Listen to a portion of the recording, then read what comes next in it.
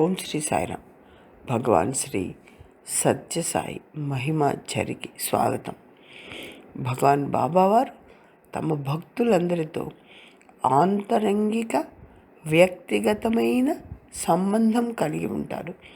స్వామిని ఒక్కసారి కూడా దర్శించుకోని వ్యక్తులతో కూడా స్వామికి ఆంతరంగిక సంబంధం ఉంటుంది. భగవంతుడు సర్వాంతర్యామి, సకల హృద్వాసి కదా. కర్ణాటక నివాసి అయిన NR Dwarakanath chartered accountant Arabian గల్ఫ్లోని బెహ్రైన్ దేశంలో ఒక అమెరికన్ కంపెనీలో అకౌంటెంట్గా 1978 నుండి పనిచేస్తూ ఉంటాడు. అతడు స్వామిని తొలుతగా 74లో దర్శించుకున్నాడు. చిన్ననాటి నుండి ఆయన భార్య స్వామి భక్తురాలు. కొంతమందితో కలిసి ద్వారకానాథ్ పనామా అనే ప్రదేశంలో 1981లో సెంటర్ ప్రారంభిస్తాడు. ఆయన ఉంటున్న ఫ్లాట్లో వారం జరిగే భజనలో కనీసం 40 మంది పాల్గొనేవారు.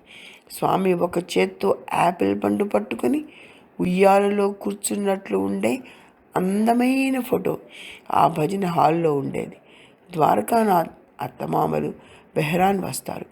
మామగారు సుందరం అయ్యంగార్ 1952 నుండి స్వామి భక్తులు. అత్తగారు మాత్రం వెంకటేశ్వర స్వామి భక్తురాలు మాత్రమే. 1950 మార్చి 17న ద్వారకానాథ్ భార్య మామగారితో కలిసి స్నేహితుడి ఇంట్లో భజనకు వెళ్తాడు. అత్తగారు పంకజం ఒక్కటే ఇంట్లో ఉంటుంది. ఆమె 9:15 ఎవరో తలుపు తట్టడం విని భజనకు వెళ్ళిన వారు అప్పుడే రారు కదా అని కొత్త ప్రాంతం కనుక తలుపు తీయని భయపడుతుంది. అయితే అవతల వ్యక్తి తలుపు తడుతూ ఉండగా తలుపు బయటకు వచ్చి తీస్తుంది. తలుపు బయట భగవాన్ శ్రీ సత్యసాయి బాబా వారు ఒక చేతిలో యాపిల్ పండు పట్టుకుని నిల్చొని ఉండడం చూసి నిర్ఘాంతపోతుంది పంకజం. స్వామి ఆవిడతో తమిళంలో మాట్లాడుతూ యాపిల్ ద్వారకానాథ్ కోసం తెచ్చాను అంటారు. పంకజం నోట మాట రాక షాక్లో ఉండి యాపిల్ తీసుకొని కూడా చెయ్యి చాసదు. అప్పుడు స్వామి యాపిల్ను ఎడమ చేతిలోకి మార్చుకొని కుడి చేతితో విభూది సృష్టించి ఆమె నుదుట రాసి అదృశ్యమైపోతారు. రాత్రి 10 గంటలకు ద్వారకానాథ్ కుటుంబ సభ్యులతో కలిసి ఇంటికి వస్తే తలుపు ఎంత తట్టినా తీయకపోవడంతో వాళ్ళ దగ్గరున్న మారు తాళంతో తలుపు తీసుకొని లోపలికి వస్తారు. అక్కడ కనిపించిన దృశ్యం వారిని దిగ్భ్రాంతికి గురి చేస్తుంది.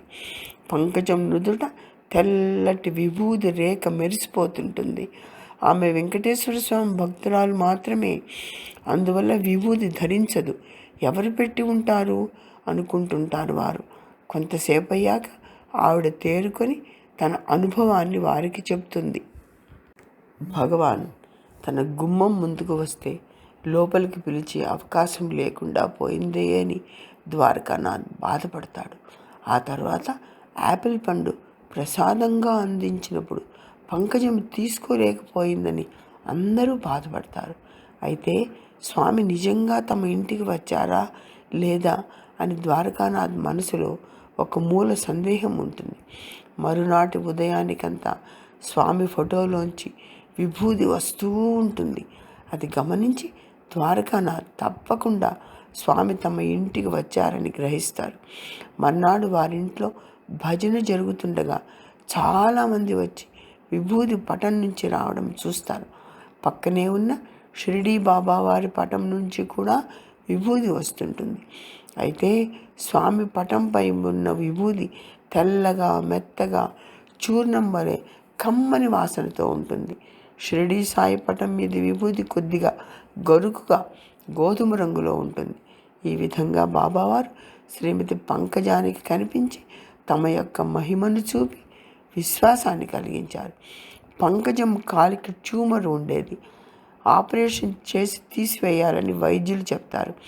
అయితే స్వామి దర్శనమిచ్చి విభూది ఆమె నుదుట రాసిన మరుక్షణం నుండి ఆమె ట్యూమర్ మాయమైపోతుంది.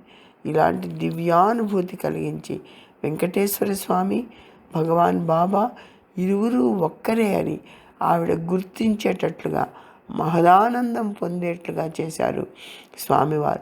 స్వామి భక్తుల హృదయంలో విశ్వాసాన్ని, ప్రేమను పెంచి ప్రోత్సహిస్తారు. స్వామి దివ్య ప్రేమకు పాత్రులైన ప్రతి ఒక్కరి గాథ సమ్మోహనంగా ఉంటుంది. జై సాయిరాం.